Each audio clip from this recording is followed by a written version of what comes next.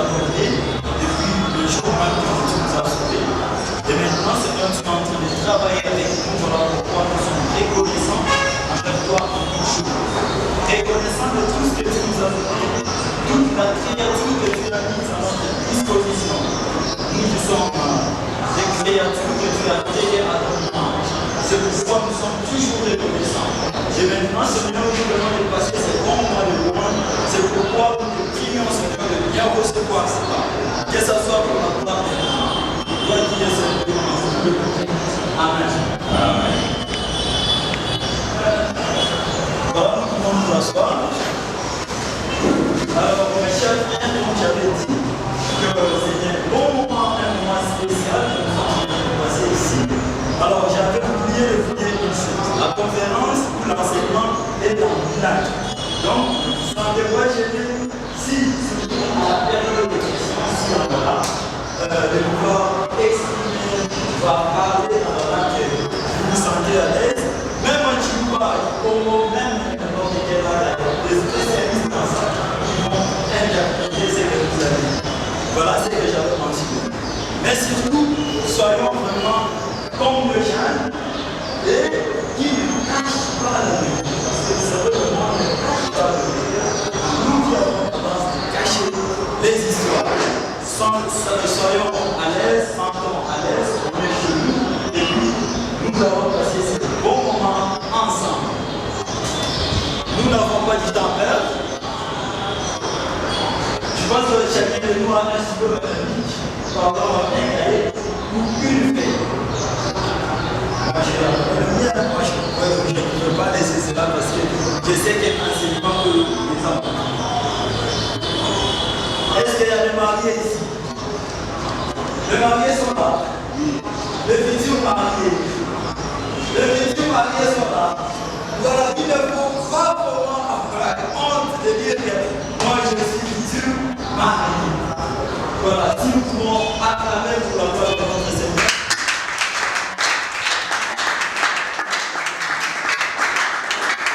De l'homme. Lorsque Dieu a formé une femme semblable à l'homme, et quand Dieu l'a amené vers l'homme, quels étaient les sentiments de l'homme? Quels sont les dires de l'homme? Qu'est-ce que l'homme a dit?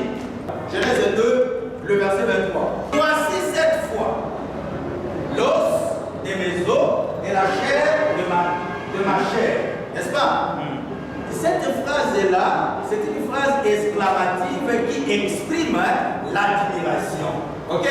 Donc, quand l'homme a vu la femme, puisque dans le jardin d'Éden, Adam était seul. Il voyait seulement des animaux, des arbres, les oiseaux, tout ça. Il voyait que tout était semblable, tout était deux. Mais lui était seul. Et cette fois-là, quand il a vu un être semblable à lui, qu'est-ce qu'il y a eu dans son cœur? C'était un sentiment d'admiration, un sentiment d'amour, un sentiment de joie. Et c'est ce qui arrive aussi à tout le chef. C'est ce qui arrive à toute personne qui se prépare pour les mariages. Quand tu vois son conjoint ou sa conjointe, il y a quelque chose qui se passe dans le cœur. Il y a quelque chose qui se passe dans l'esprit. Moi, je ne sais pas bien exprimer cela. Il n'y a que chacun de nous qui connaît, n'est-ce pas? Dans la monnaie, pour craquer. Ok? La sœur Clarisse va vous parler comment draguer, comment faire tout cela. Mais moi, je ne sais pas bien exprimer cela. Donc, il y a toujours un sentiment qui te pousse vers l'autre. N'est-ce pas? Voilà. On voit que au Koluka, n'importe quelle moissité, déjà, à Zamoison, on a préparé pour l'ayo, et il y a là un sens qu'on appelle le sens de complémentarité. Amen. Alors, la complémentarité, c'est quoi? C'est-à-dire, quand Dieu a créé l'homme et la femme, il a voulu que les deux soient ensemble pour se compléter. Ok? Parce que si l'homme est seul, ça ne va pas aller au mot. Ok? Seulement ça va aller au mot. Ok? Donc, il faudrait pas aller pour se compléter, de sorte que pas perpétuer l'espèce humaine. mariage. Je pense que frère Hassan va parler des caractères du mariage. Il y a le mariage qui n'honore pas les noms de notre Père Céleste. Il va vous parler des mariage. Vraiment, parler du mariage pour les jeunes, c'est vraiment une nécessité. Vraiment, c'est très nécessaire de parler du mariage. Parce qu'on remarque maintenant, dans le monde actuel, il y a vraiment les gens qui se marient et puis il y a des divorces. Malheureusement, ces divorces-là, même chez les chrétiens qui divorcent pour montrer que Satan est en train de travailler puissamment dans les couples pour les gens de se marier et de se divorcer. C'est pour ça qu'on doit en parler maintenant au niveau de jeunes. Vous comprenez? Pour moi, c'est vraiment une nécessité. Alors, si on prenait justement un exemple de la nation qui est construite. La nation, c'est comme si on pouvait parler des familles. Chaque famille, c'est une brique. On prend un exemple, parce que les frères parlaient de pas mal de choses. Maintenant, moi, je suis en train d'ouvrir un peu de ces choses-là. On prend une famille, c'est une brique. Et chaque brique, chaque famille, quand on les regroupe, ça forme une nation. Et cette nation, elle peut être développée ou bien elle peut être construite si ces briques-là, bien si ces familles-là, si dans une famille, maintenant on prend un exemple, on prend le cas de telle famille. Si dans une famille, il y a des querelles, des disputes, des jalousies, il y a des voleurs dans la famille. Vraiment souvent ces familles-là, à la longue, si vous allez voir que les membres de cette famille-là peuvent être des destructeurs de la nation. Peuvent devenir des terroristes. Des gens vraiment qui terrorisent les autres. On voit. Ce genre de famille-là, on le voit. On voit même des personnes qui font les lapides, qui comme on nous appelle ça, de tournant. Remarquez ces familles, vous allez voir qu'il y a toujours cette tendance-là. Et les familles où il y a la joie, il y a la paix, et il y a l'entente. Mais,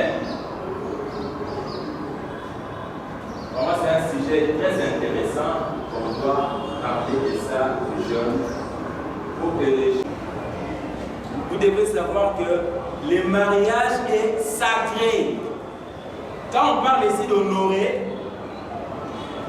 le mariage doit avoir un grand respect. Dans la Bible, parole de Dieu, on parle, tous doivent respecter le mariage. C'est le passage qu'on peut dire. Tous doivent respecter le mariage. Le verbe honorer veut dire utiliser pour honorer Dieu. Un chrétien, c'est quelqu'un qui apporte la paix. Ce n'est pas un chrétien qui apporte le désordre. Un chrétien apporte pas la paix. Dieu nous apporte, Dieu veut qu'on nous donne la paix. Si vous trouvez que, papa, je parle au Seigneur, si vous trouvez que papa, comment la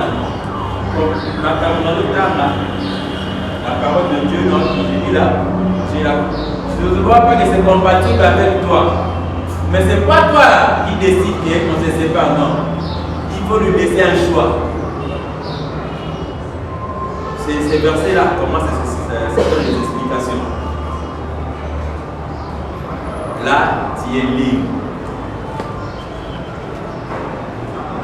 Mais sinon, le mariage est indissoluble. Balani, moi j'ai toujours dit à ma femme que j'aimerais plus partir avant toi. Te laisser. Parce que ce qui est dans laquelle on a pour ça. dans un analyse. Bon, j'ai passé mon temps, mon âge est passé, c'est bon. Parce qu'on se sépare seulement à la mort. Amen. Amen. Yo, le côté qui était, il y a des héros qui ont déjà des ceux qui sont au côté.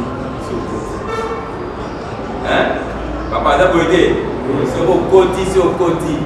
Les jeunes, c'est au côté, au côté. Si tu t'engages, c'est pas retour. Si tu t'engages, on a vu ça dans le formalisme, mais on a vu que ça se fait à l'église, mais quoi, la politique, on a bien dit, la diminution, on a bandé la côté. Non, quand tu entres, tu entres. Et il faut savoir que les caractères sont là. Et c'est le mariage que tu veux t'engager.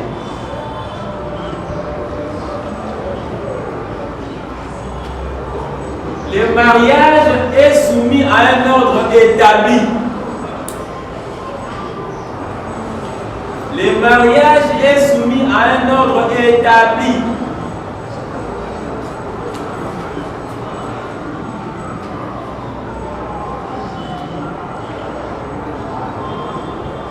Corinthiens chapitre 11 verset 3.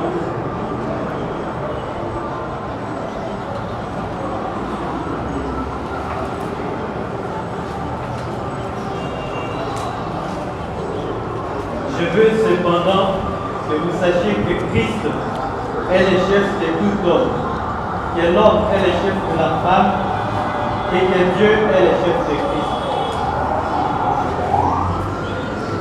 Là c'est clair, hein? Ah, voilà, tous les hommes définis. Hein? Tous les hommes ont une tête. Oui, c'est clair, c'est clair, c'est clair. Mais on va lire, on va comprendre. C'est clair que c'est l'homme qui est le chef de la femme. Ils ont aussi Ephésiens. Ephésiens 5, verset 22 à 23.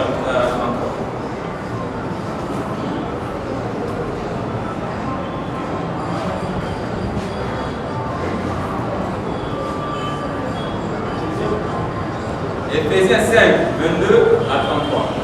22 à 33, on dit: Femme, que chacune soit soumise à son mari, comme au Seigneur, car le mari est le chef de la femme, comme Christ est le chef de l'Église, qui est son corps, et dont il est le sauveur.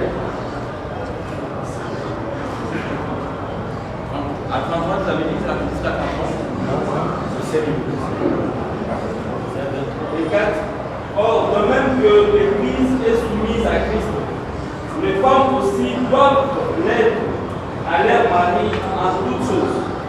Mari, que chacun aime sa femme, comme Christ a aimé l'Église, et s'est livré lui-même pour elle, afin de la sanctifier à la purification et à l'avant par l'eau de la parole, pour faire paraître devant lui cette Église glorieuse, sans tache, ni rien de semblable, mais sainte et irréprochable. C'est ainsi que le mari doit aimer sa femme comme son propre corps. Celui qui aime sa femme s'aime lui-même, car jamais personne n'a haï sa propre chair, mais il la nourrit et en prend soin, comme le Christ le veut pour l'Église, parce que nous sommes membres de son corps. C'est pourquoi l'homme quittera son père et sa mère et s'attachera à sa femme, et les deux deviendront une seule chair. Ce ministère est bon. Je dis cela par rapport à Christ et à l'Église. Il reste que chacun de vous aime sa femme comme lui-même et que la femme respecte son mari. Amen. Amen. Amen. Amen. Faut dire Amen, ma place est pour nous. Amen. Amen. Ici, c'est clair comme je viens de dire que c'est l'homme qui est le chef de la femme. Mais l'homme est appelé, avec les versets que nous venons de lire là, est appelé à aider sa femme. Et la femme est soumise à son mari.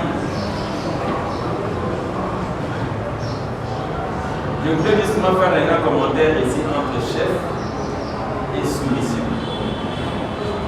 Entre chef et soumission. Avant de faire ce commentaire, pour un exemple que si tu es le chef, pour le chef, si vous êtes en bon monayo, quand tu es marié, l'argent que tu as, tu penses plus à la famille nayo. À la maison, il y a des fois pour t'occuper de ta femme. Vraiment, c'est compliqué. Il faut faire attention. Si on parle de chef, il y a un chef qui aide sa femme. Alors, un petit commentaire sur le chef. Le chef, c'est celui qui commande.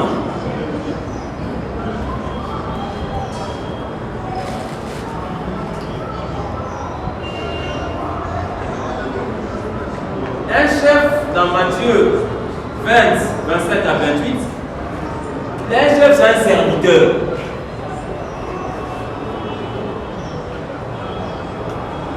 C'est pour dire que vous qui êtes mariés, bien vous les futurs mariés, on doit savoir que vous devez savoir que vous allez avoir ce privilège d'être le chef de votre épouse. C'est dans la pensée de Christ que vous devez être un escalier pour votre épouse, pour la servir à monter. Vous devez être chef de votre épouse dans le sens de la servir comme un escalier, de la faire monter. Vous allez le faire? Et monsieur, vous allez le faire comme ça? Oui. C'est ça, le rôle d'être chef. Si vous êtes chef, vous êtes qui? Vous êtes serviteur.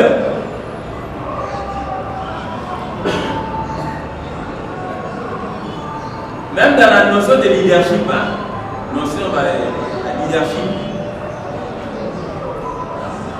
Leadership veut dire serviteur. Je prends justement un exemple. Dans une fête de mariage, comment on fait? On prépare les choses. Il y a un chef de protocole qui organise le protocole, toutes les suivis ça. Vous allez voir que la plupart des chefs de protocole sont comment? Ils sont assis. Ils sont assis en train de donner des ordres. Et de là, Takuna, non, c'est pas ça.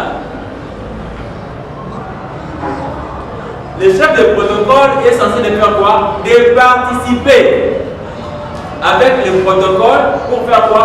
Pour arranger la place. C'est ça un chef. Un chef participe. Si c'est nécessaire. Tu viens à la maison, tu vois que ta femme a beaucoup de choses à faire. Quand tu viens avec toi, si tu as beaucoup de choses à faire, tu as avec ta mallette, tu déposes la mallette là, tu mets tes mains croisées, les pieds croisés, tu es en train de regarder la télé. Et la femme est en train de peiner dans la cuisine. Ça, c'est pas chef. Les chefs font quoi? Participent. Maman, je peux t'aider? Maman, tu peux m'aider? Maintenant, il y a des assiettes là-bas pour laver. Ah, les assiettes encore.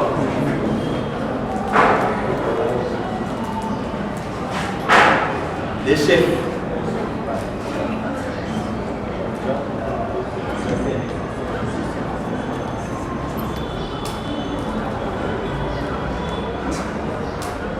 Les chefs, c'est quelqu'un qui est serviteur, qui sert sa femme, qui aide sa femme. Je vais prendre un exemple là, et je prends l'exemple de moi. On était coincé quelque part avec mon épouse et on avait des valises. On devait prendre un train. pour aller à la gare. Et puis à un moment, on se retrouve comme ça, ma femme a pris les trains avec l'enfant, il est parti. Il m'a laissé avec les valises. Et je devais me démerder avec toutes ces valises-là pour monter dans les trains.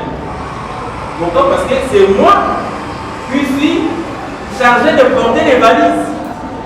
On est d'accord? Et vous, étant chef, qu'est-ce que vous allez faire? Chérie, bien pas moi. Non.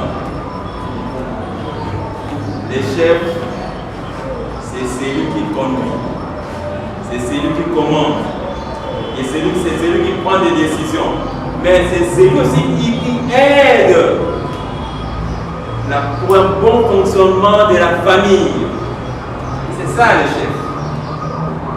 Amen. Amen. Je vais encore parler ici de la soumission.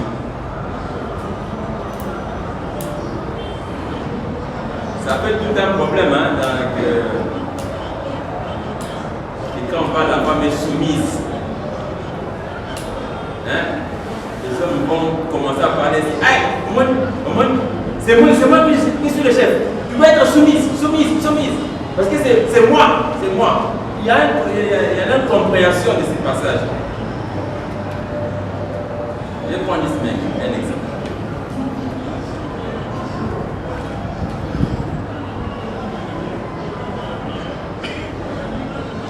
Je ne suis pas l'enfant en dessin. Moi.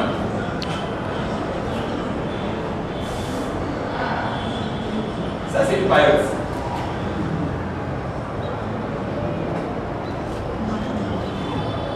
Une paillote. C'est une paillote. S'il fait chaud, on va se cacher là. On est d'accord?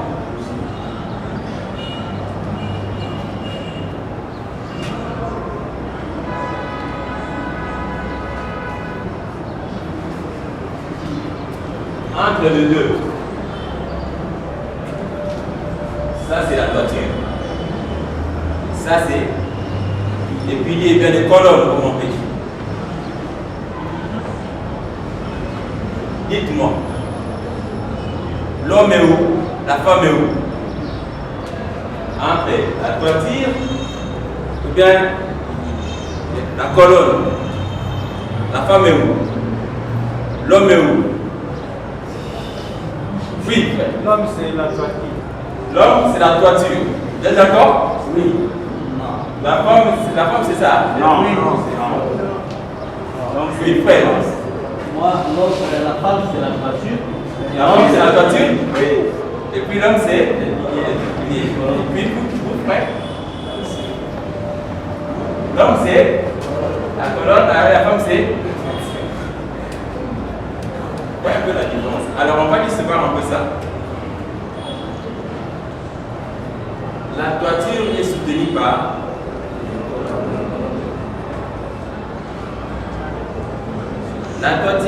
par la colonne. Moi je vous dirais que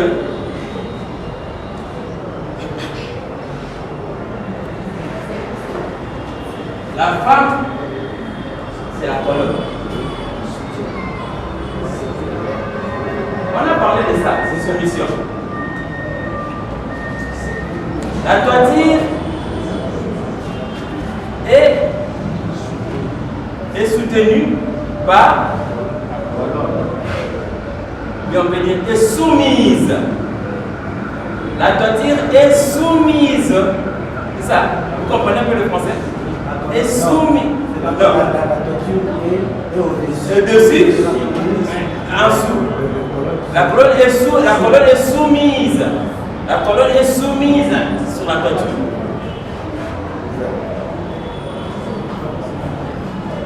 On dit toujours, quand vous voyez un grand monsieur, il y a une grande dame, hein? Ça va? Donc cela veut dire que c'est la femme, c'est un grand soutien.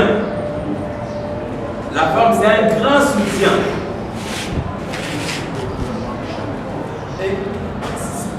Et C'est un secours qui ne manque pas. Le verbe aider, hein? Le verbe aider veut dire secours.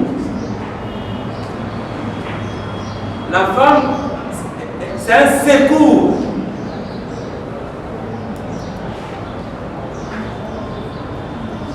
Une fois, je disais à ma femme que si tu n'es pas là, je ne sais plus comment faire. Il y a des fois, il y a des choses que je n'arrive même pas à retrouver parce qu'elle n'est pas là. Ça me dérange déjà. C'est un peu comme ça. Pourquoi? Parce que si elle est là, tout est là. Je n'ai pas à me poser beaucoup de questions, non, tout est bon. Je n'arrive pas à voir ça directement dans l'année. Parce qu'elle me secourt dans toutes ces choses-là. Parce que moi-même, je ne saurais pas. Parce que c'est un engagement que j'ai pris de faire ma vie avec elle. Mais elle est soumise à moi. Pourquoi? Pour me soutenir. Vous comprenez un peu ça? C'est pour me soutenir. Alumani kuna, il m'a ramené à l'Axana. Car à ce moment-là, il y a un côté comme Dimi, non, tu es là, madame, tu es là, ma soeur, c'est pour soutenir ton mari. C'est pour soutenir quand tu vas te marier. Tu dois savoir ça que tu dois être soumise. Je dois soutenir mon mari dans les bons et dans les mauvais jours. On a chanté ça? Dans les bons et dans les mauvais jours. Je dois soutenir le chef et la soumission.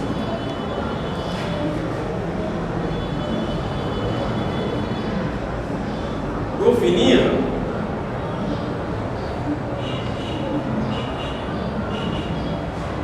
les mariages cessent à la mort.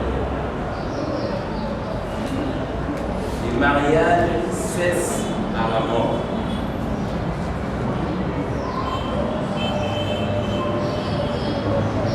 Maman, si tu connais bien la valeur de ta femme, tu dois donner un grand respect. Si tu connais que je me suis marié avec une femme qui est à côté de moi, qui est l'os de mes os, la chair de ma chair, tu dois avoir un grand respect à ta femme. Tu dois m'assurer pas ma femme à péter quand la boue, péter quand la vie. Tu dois avoir du respect. Et en plus, la première personne à partager avec elle les choses, c'est maman moi c'est Nona. Vraiment mon père Nona.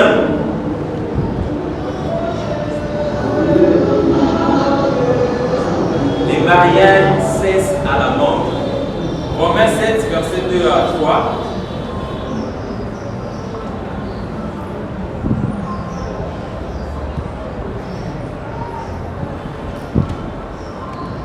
Selon la parole de Dieu,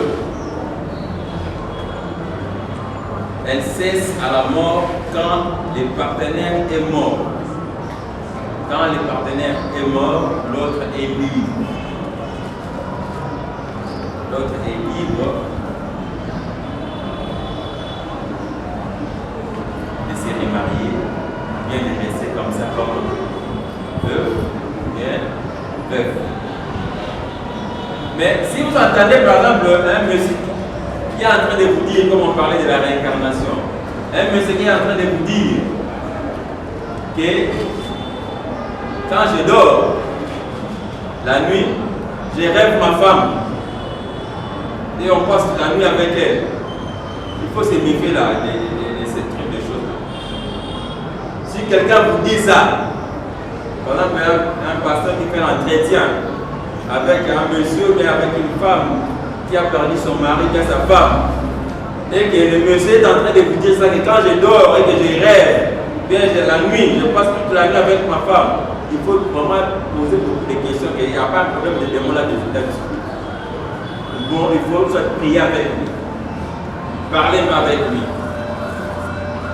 pour le ramener dans la parole de Dieu. Voilà, bien aimé dans le Seigneur, c'est que je voulais justement qu'on puisse avoir comme caractère mariage. On ait un peu l'idée de ces caractères-là avant qu'on s'engage. Parce que quand on s'engage, ce n'est pas pour revenir. On s'engage parce que le mariage est sacré. Pareil, parce que le mariage est monogamique. Parce que le mariage est hétérosexuel. Parce que le mariage est indissoluble. Et ce mariage est soumis dans cet ordre-là que Dieu a dit. Et quand l'un est décédé, et l'autre est libre. Comment que Dieu bénit sa parole aux jeunes qui veulent s'engager à réaliser tous ces passages qu'on vient de lire et à voir comment avancer dans ces plans merveilleux de Dieu qui met à notre disposition si on veut le faire, bien qu'il faut encore du temps pour nous de se préparer pour ce temps de se marier. Vraiment, merci à tout le monde qui ont suivi. Et s'il y a des questions, on est toujours là. À la fin, on pourra répondre.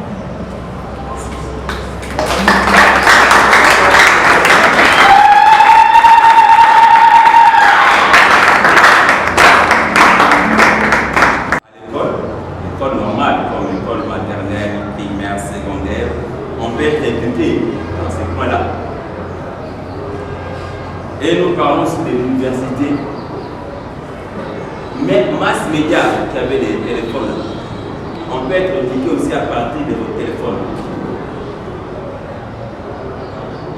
Même à l'église, quand vous allez à l'église, que tu sois un vrai croyant ou bien un faux croyant, au moins, tu as une éducation que tu acquiers quelque part. Amen.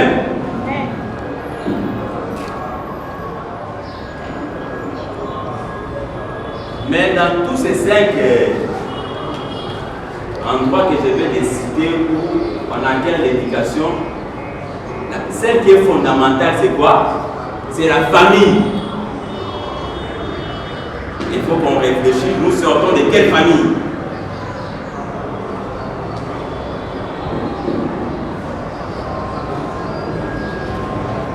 Vous savez, dans le monde occidental, ils savent que si on prend les enfants de 3 ans, 7 ans, on les réunit quelque part pendant un certain moment, on leur met des choses dans la tête et cela reste pour du bon dans l'air. C'est avec ça qu'ils vont grandir avec. Mais vraiment, c'est un sujet très intéressant qu'on doit parler de ça aux jeunes pour que les jeunes puissent savoir quand c'est là. Parce que tu ne peux pas faire quelque chose tant que jeune, qui ne t'assied même pas pour réaliser comment m'engager.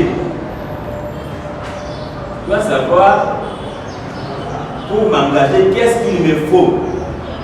Et c'est là que maintenant nous allons développer les caractères de ce que vous avez demandé qu'on puisse parler entre nous. Le mariage. On va avoir d'abord ces caractères pour maintenant se dire, mais est-ce que je m'y mets ou bien j'apprends encore. À côté. On a eu pour la nage, les Zalaka, ce qui a eu la vie à Cambossérie, les Nassakachi. Vous avez vu ça? Les premiers, on va commencer, chacun sa Bible. Hein? Moi, j'ai une Bible là, 8 secondes, 1979, et parole de vie. Parce qu'avec ces différences de versions, on saura au moins bien comprendre ce que nous voulons chercher. Et maintenant, puisque tout le monde ait cette élan-là et vérifier dans la Bible, on lit, celui qui est prêt, il lit pour qu'on avance. Donc on doit chercher tous les points où la parole de Dieu nous dit pour qu'on puisse suivre ces caractères sur le mariage. D'abord, le premier caractère du mariage, c'est qu'elle est sacrée. Le mariage est sacré. Donc, je vais donner au moins 6 caractères du mariage, mais la première, elle est sacrée. Les frères nous a dit là, dans Genèse, chapitre 1, verset 26 à 28, si un frère a trouvé, il peut lire.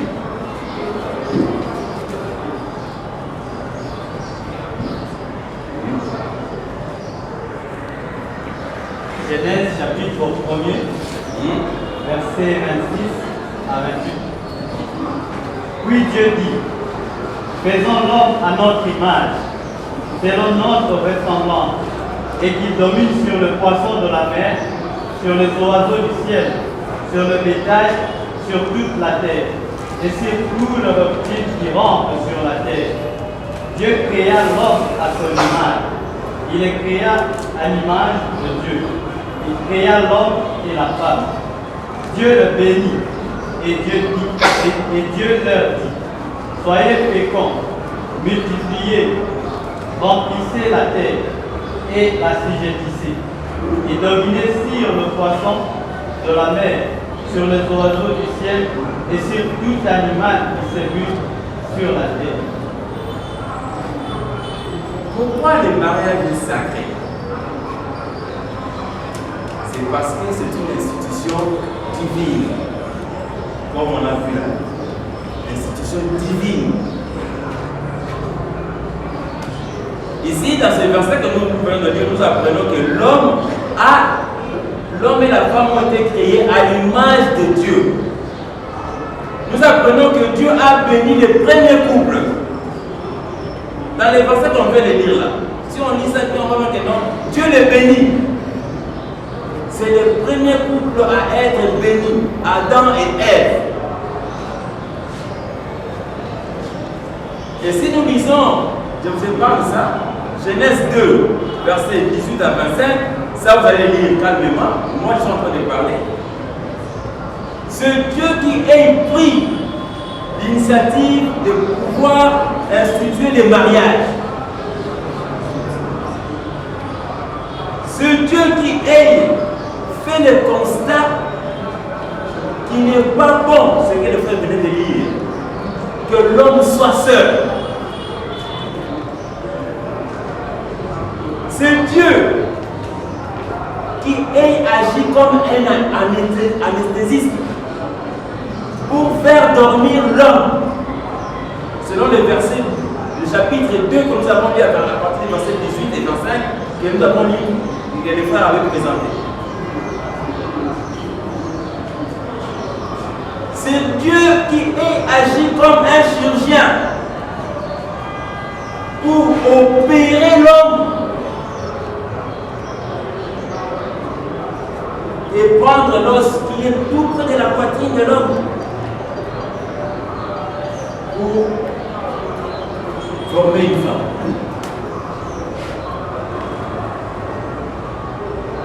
Et quand l'homme sort de son sommeil, qu'est-ce qu'il dit? Heureusement, remets donné. Ah! Voici l'os des mes os, la chair des mains. Mais pourquoi l'homme s'est exclamé comme ça? Vous savez pourquoi? Oui? Oui? Il était seul. Il était seul. Parce que l'homme, quand il s'est endormi avec l'image des animaux. Vous avez lu le passage là? On va encore relire. Prenez ça le chapitre 2, verset 18 à 25. Vous voyez, on va voir ça que l'homme s'est endormi avec l'image des animaux.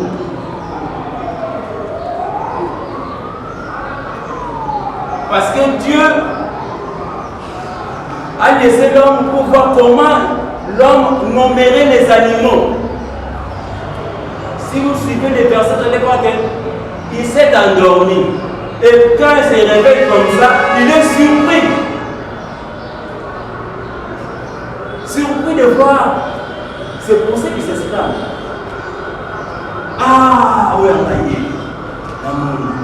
Il faudra chanter. Oui.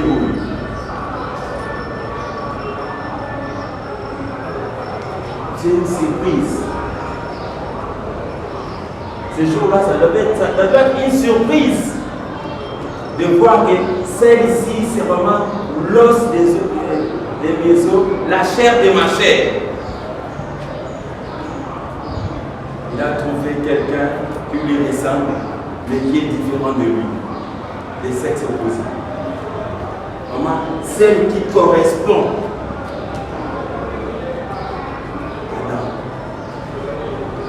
Et quand nous lisons l'Hébreu 13, verset 14, verset 13-14, nous remarquons que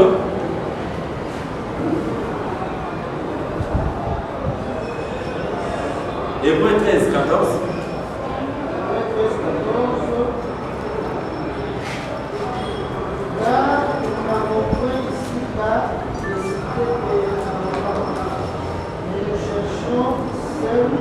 Hébreu 13, 14. Hébreu 13, 4. Le mariage soit honoré de tous, les vies conjugales, exemple de suivre, car Dieu jugera les péchés et les adultères. Bien-aimé, le mariage est sacré.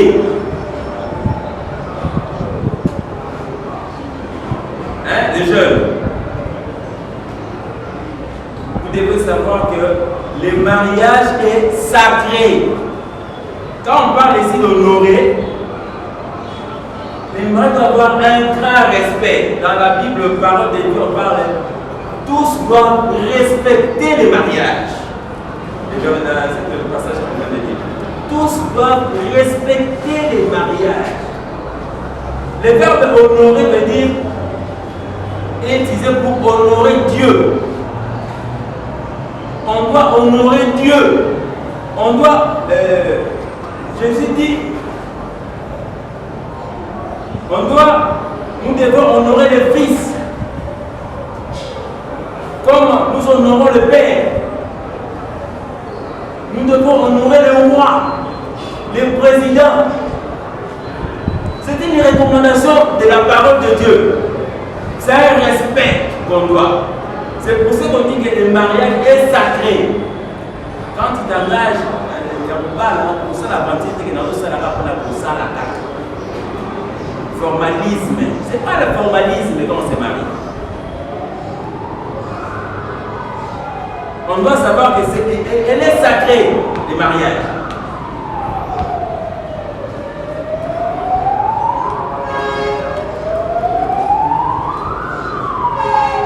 Le mariage n'est pas pour les personnes irresponsables.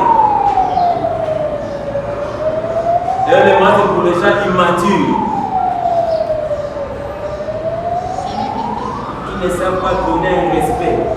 Les gens immatures, immoraux, qui ne savent pas donner un respect au mariage. Hein? On ne se marie pas parce qu'on a la barbe. Hein? Tu as la barbe, là, tu vas aller me marier. Bien parce que tu as des seins, tu dis que non, je suis prêt pour aller me marier. Non!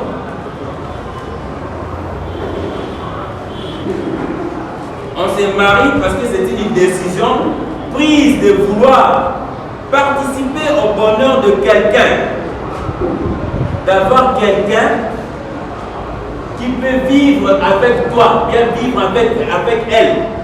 C'est cela qu'on se marie. On doit savoir que le mariage est sacré. Premier caractère du mariage, elle est sacrée.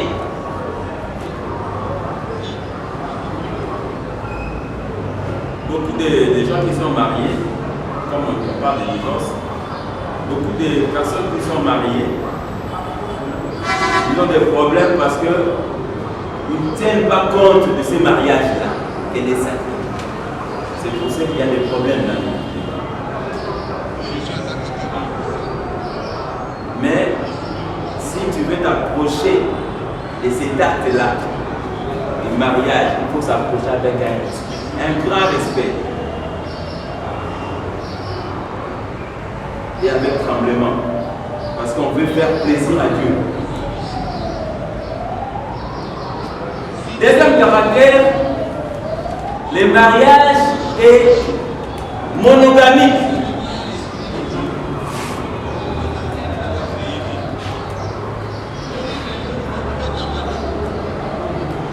Quand on parle de monogamique,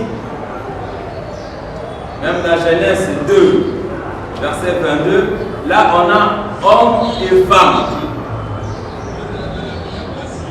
Dans 1 Corinthiens 7, que le frère avait dit, il avait parlé de verset 3 ou 4, mais entre versets 2 à 4, Paul nous dit que chacun ait sa femme et que chaque femme ait son mari. Mais d'ailleurs, même quand on parle de Jésus, il a quoi? Une épouse, il n'y en a pas 3 ou 4.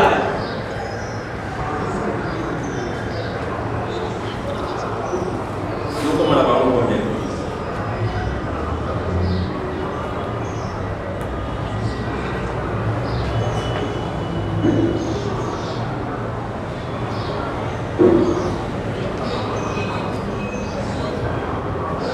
Je vais juste prendre une petite parenthèse. Parce que je sais que quand je parle comme ça, les gens vont parler plus de l'Ancien Testament. J'aimerais aussi parler directement de l'Ancien Testament pour vous dire que la polygamie a été tolérée dans l'Ancien Testament.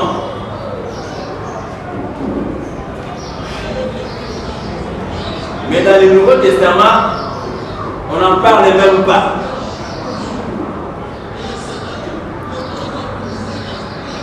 Vous savez, à chaque chose, il y a un temps. Je prends un exemple. Comme on est ici dans la salle ici, si une maman était venue avec son bébé ici, si son bébé était en train de pleurer là, je pense bien que ça va nous déranger parce qu'on a une conférence. Ça va nous déranger, mais on trouvera que c'est normal. On est d'accord? C'est un bébé. C'est normal, il peut pleurer, c'est un bébé, on peut comprendre ça. Mais, si un enfant de 18 ans est en train de crier, après une conférence comme ça, il est en train de crier, on va dire quoi? Il est malade. On est d'accord?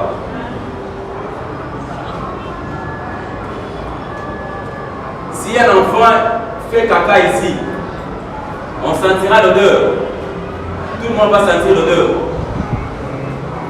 On dira que bon, c'est un enfant. On comprend. On est d'accord? Mais si un monsieur avec la barbe de 18 ans est en train de faire la même chose, on dira que quoi? Il faut qu'il aille voir un médecin. C'est pour dire quoi? Les mariages, la polygamie a été tolérée dans l'Ancien Testament.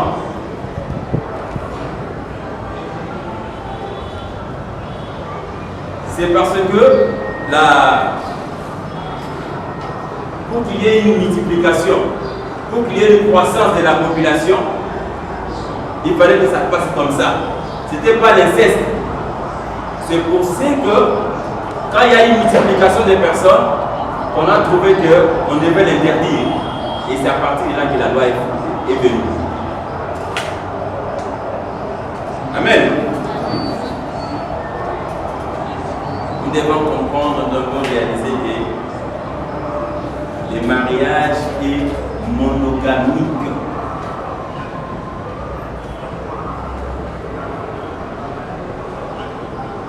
Même dans Matthieu 19, on va la lire, Matthieu 19, verset 8.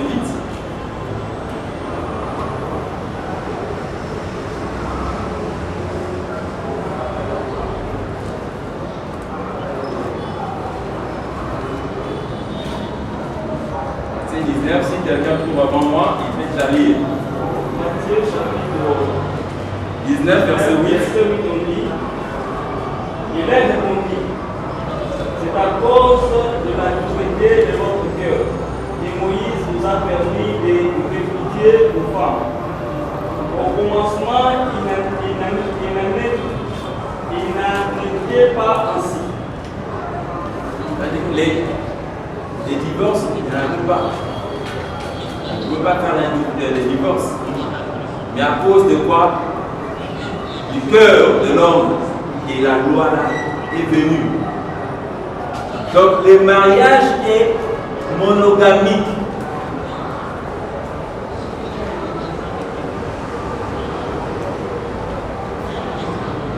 Il y a un étudiant qui faisait sa défense, comme on fait les étudiants faire sa thèse. Mais dans sa thèse, il faisait sa thèse c'était de montrer un peu quelles sont les probabilités, quels sont les avantages de la polygamie dans un mariage. Mais cet étudiant a fini par dire que même si il y a la polygamie, mais la vraie manière qu'une famille peut vivre, c'est un mariage monogamique.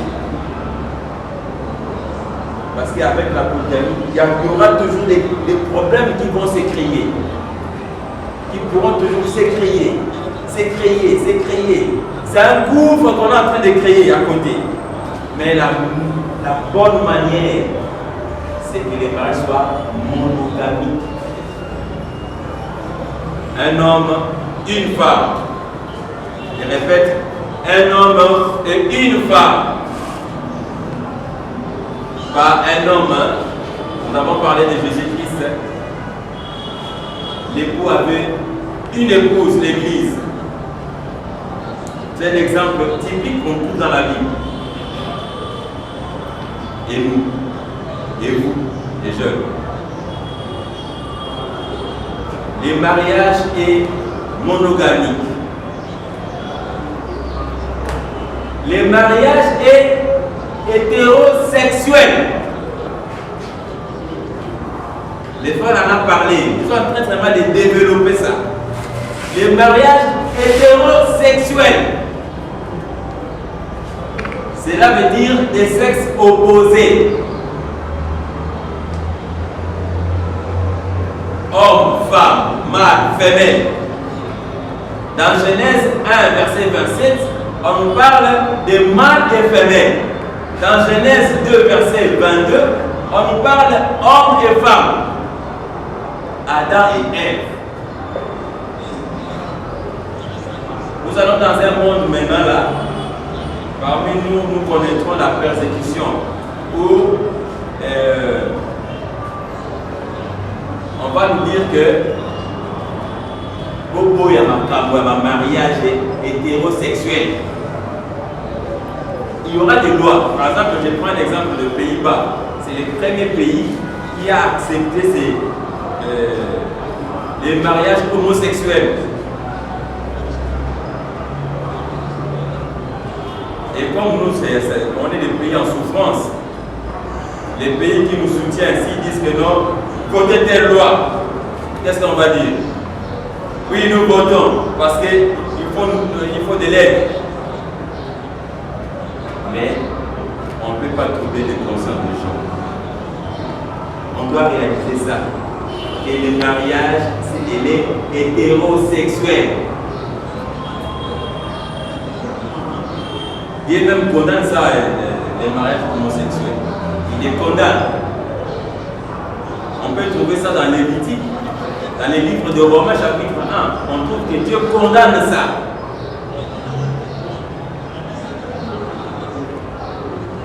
Et maintenant, il y a aussi des mariages, les mariages qui se font là,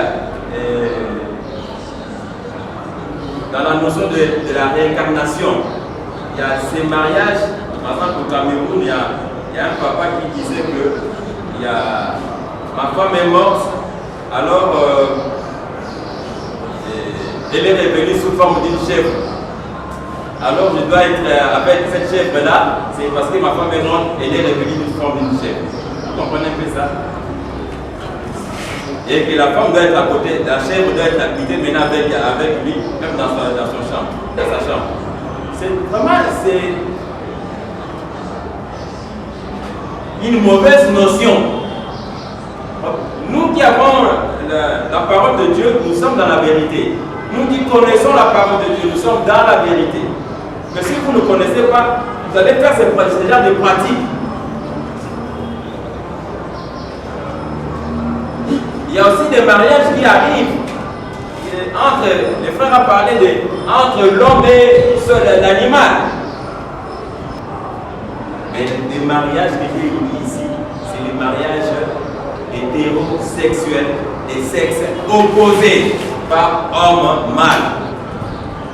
Ou bien homme femelle, il dit homme femme, mâle femelle. C'est la Bible qui les dit. Le mariage est indissoluble. Le mariage est indissoluble. Dans Malachie 2, chapitre 16, Dieu dit ceci. J'ai la répudiation. Naïnaka Batubaka Bwana. Et Aïnakate Batubasalanini. Batubasalanini. Donc, le mariage est sacré, elle est monogamique, elle est hétérosexuelle, elle est indissoluble.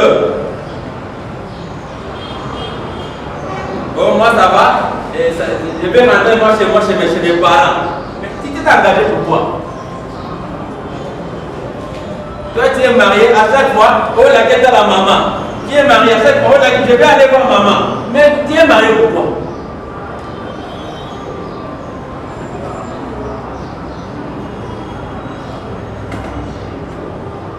Le mariage est indissoluble. La répudiation. La répudiation veut dire divorce.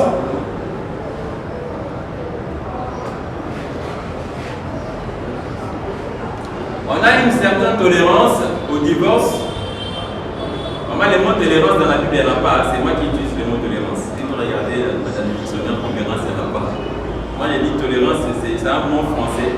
On parle toujours pour dire qu'on peut. On laisse un peu. Il y a cette tolérance au divorce dans les cas d'infidélité. Dans Matthieu 19, verset 9, on nous parle de ça. C'est Jésus qui parle de ça. Matthieu 19, on avait dit le chapitre et le verset 8. Mais si on prend le verset 9, on voit Jésus en train de dire de ça. Vous savez, bien aimé, il y a beaucoup de livres qui sont écrits sur ce sujet-là. Pour ces versets qu'on vient de lire là. Il y a beaucoup de livres qu'on a écrits sur ce sujet-là. Parce qu'il faut bien comprendre ces versets. Mais dans ce cas-là, si ça arrive, l'Église encourage le pardon et la reprise de continuer à marcher ensemble. L'Église doit encourager. Parce que Dieu dit quoi? J'ai la répudiation. Une église, l'église est là pour encourager. C'est très bien d'y réfléchir maintenant, c'est vraiment le bon moment.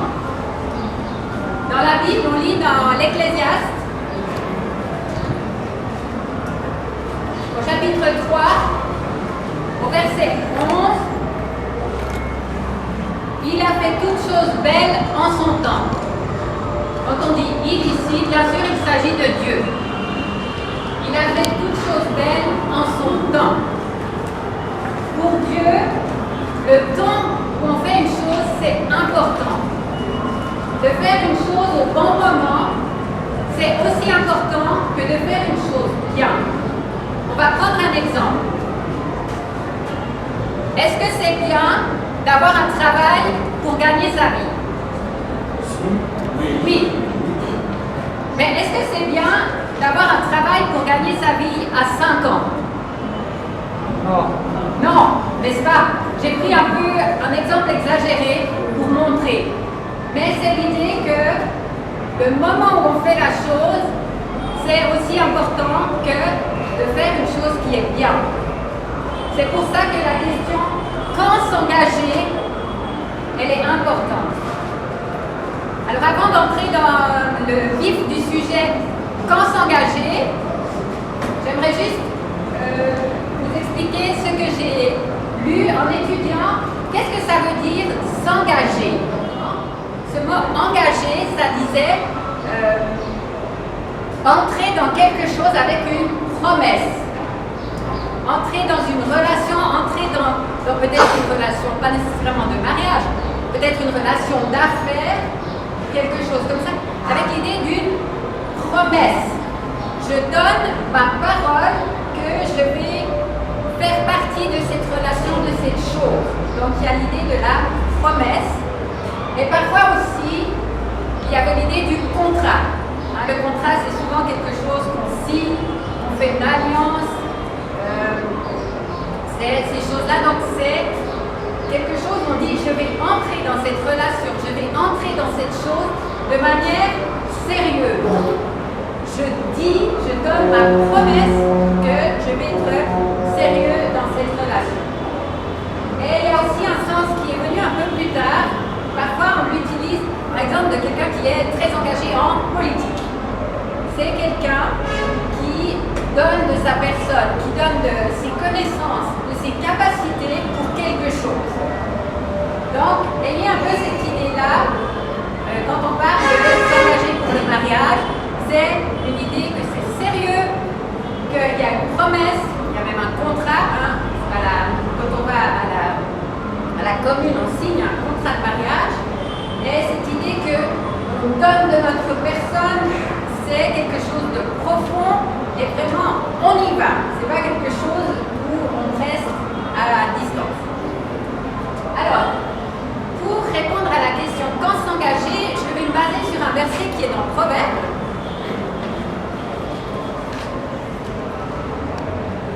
Au chapitre 24.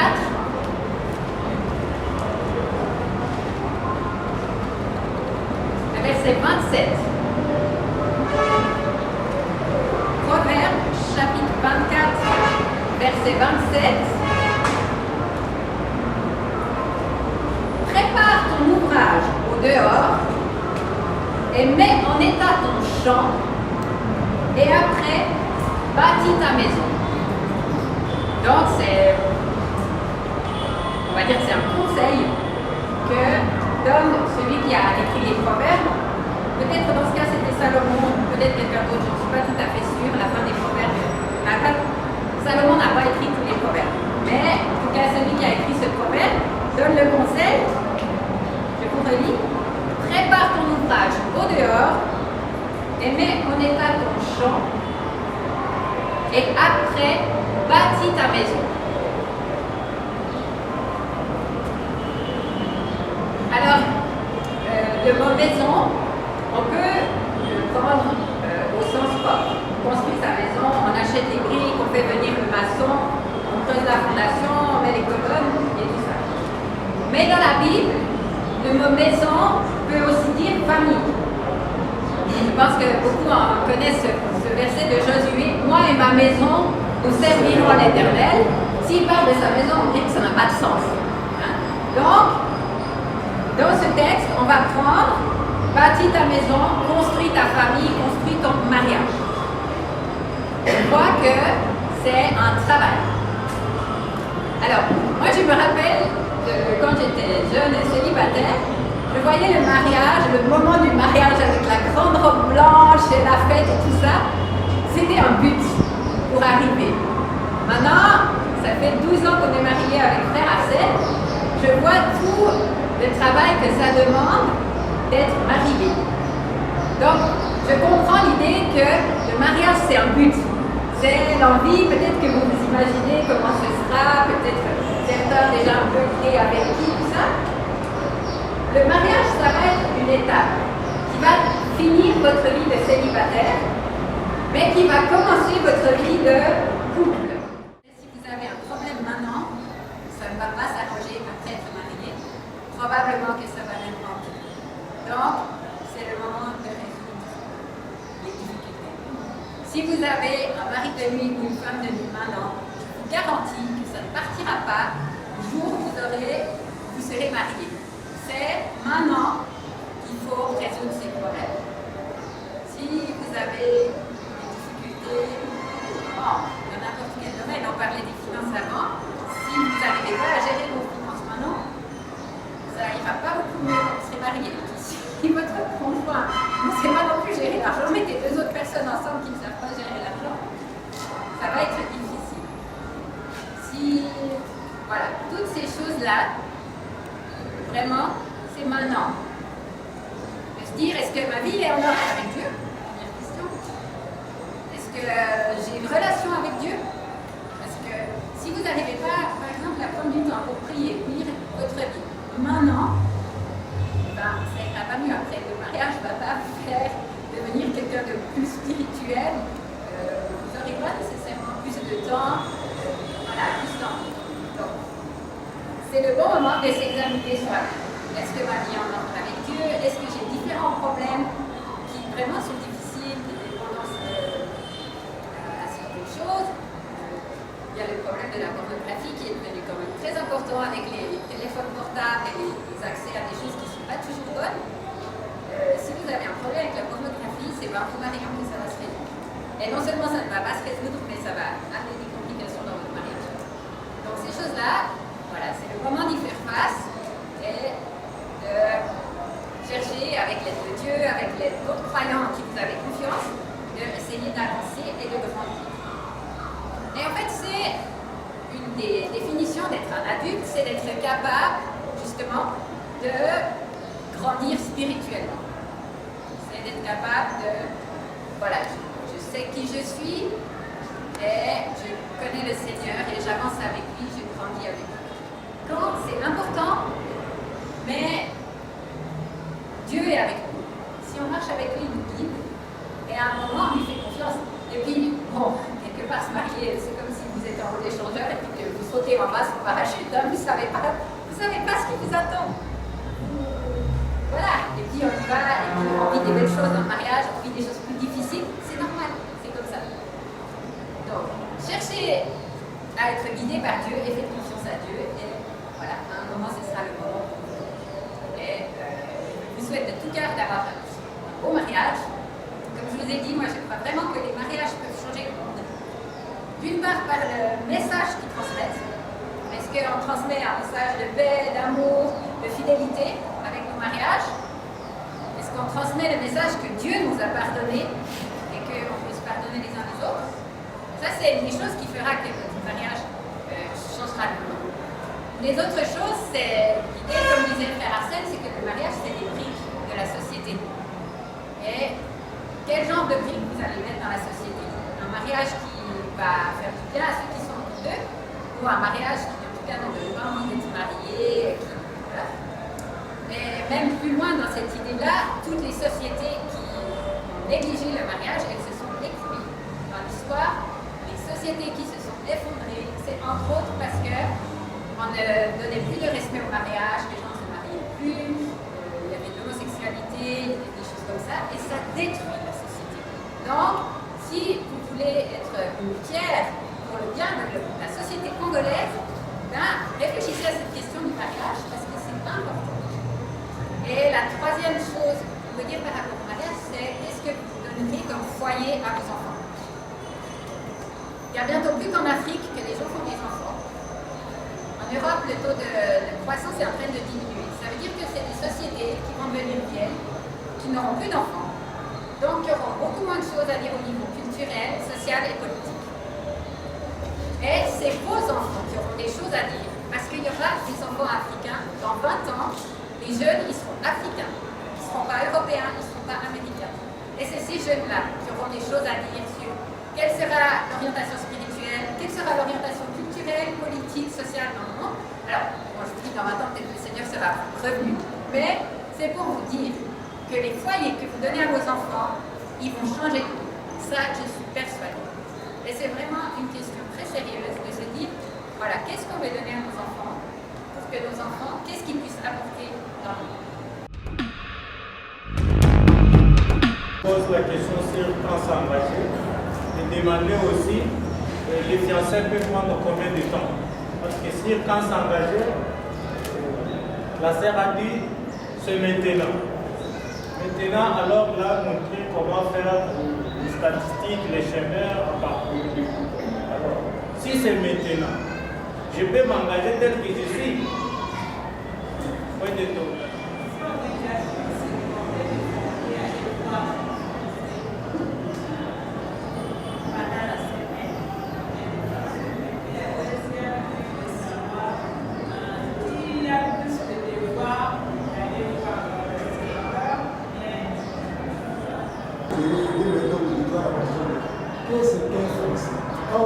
Quand on est français, il y a les cas publics dans la Bible.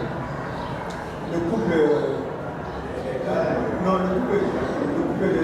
Marie avec Joseph. La question c'était qu'il y a plus de responsabilités entre les deux naissances. Alors, vous savez, on dit toujours qu'il faut qu'il y ait des garde-fous. Quand les gens sont fiancés, il faut, y compris les parents, font les garde-fous. Et les frères et les frères de l'église font les garde-fous pour vous aider à aller, comme le frère vient de dire, d'entrer dans les mariages sans souillure. Vous avez compris? Sans souillure.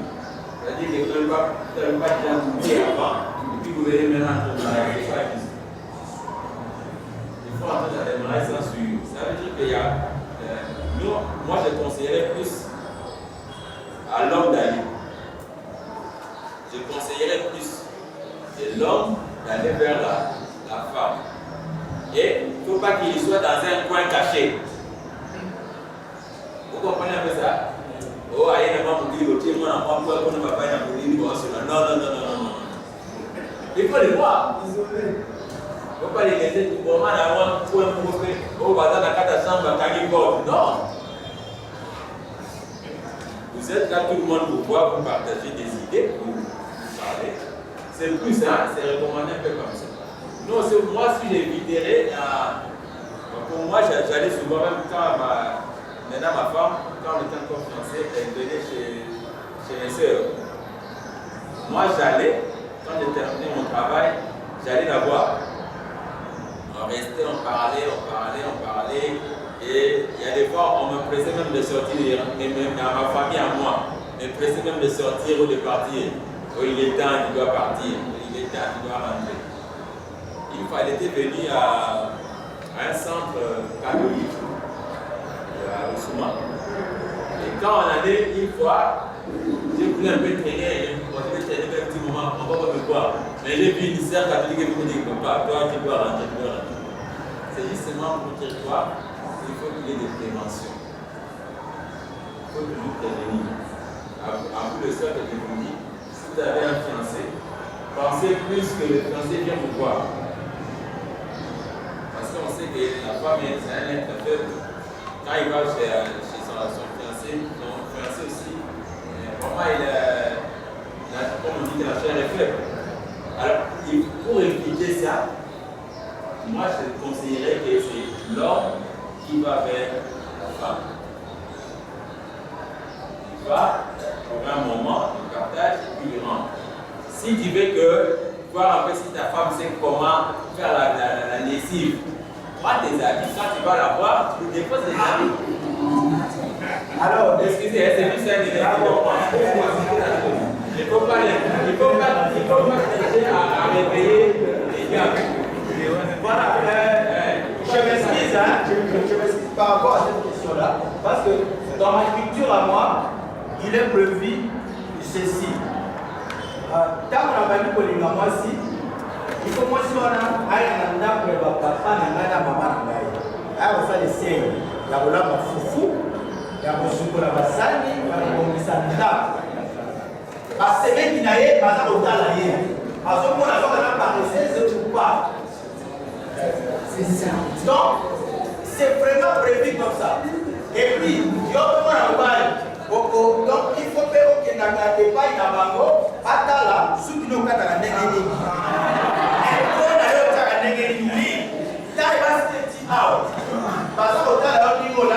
Parce que tout ça, la tradition a prévu ça pour que l'objet de deux familles soit vraiment en accord parfait. Pour qu'on ne dise pas, tout le monde a dit nous doit voter.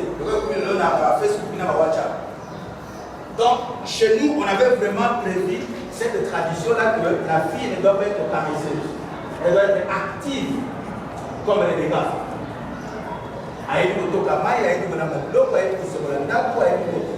Tout ce qu'il faut là.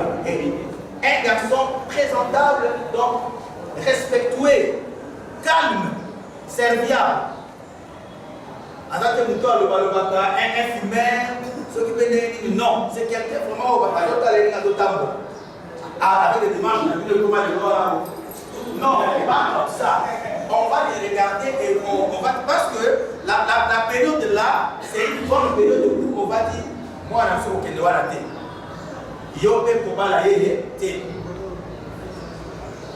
Voilà. Bon, par rapport à cette question, c'est une question qui a par exemple pas de réponse dans la Bible. Cette question. Hein, il y a la question de est-ce que je peux me marier avec un incrédule? La Bible dit non. Vous obéissez ou pas à Dieu? C'est une autre question.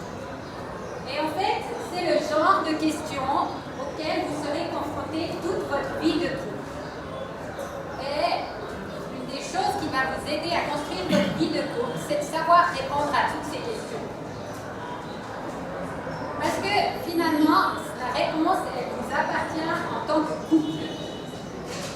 Et les fiançailles, une question comme ça, c'est un bon exercice on discute ensemble, on cherche ce qui va mieux pour nous, il y a des compromis des fois, et puis si je suis la fille et que je trouve que le garçon ne prend pas ses responsabilités et qu'il ne vient jamais me voir, peut-être que je le lui dis, bien peut-être que je le dis, mais finalement est-ce que c'est la personne avec qui je veux me marier parce que je ne sais pas, je ne le vois jamais, voilà, c'est le moment de se poser des questions, de se dire mais qui me renvoie, cette personne, elle ne vient jamais me voir. Est-ce qu'elle a envie de me marier, de se marier avec moi? Elle ne veut pas me voir. Comment elle va faire quand elle va vivre avec moi?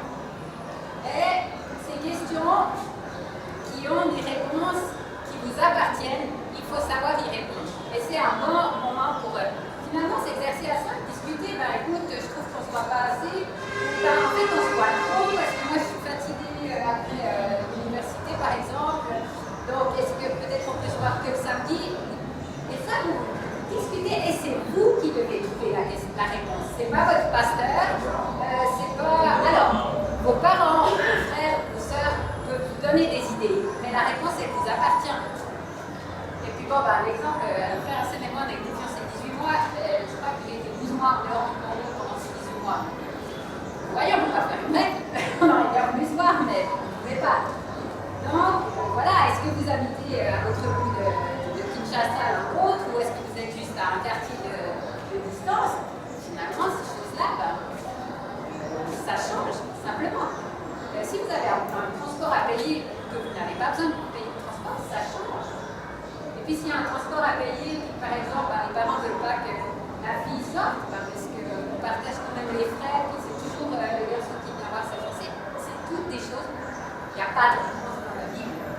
Mais vous devez apprendre à répondre à ces questions. Et quand vous serez marié, vous saurez ce genre de questions compliquées. Donc c'est un bon moment pour apprendre à communiquer, à résoudre les difficultés, puis à trouver des solutions qui conviennent aux deux personnes.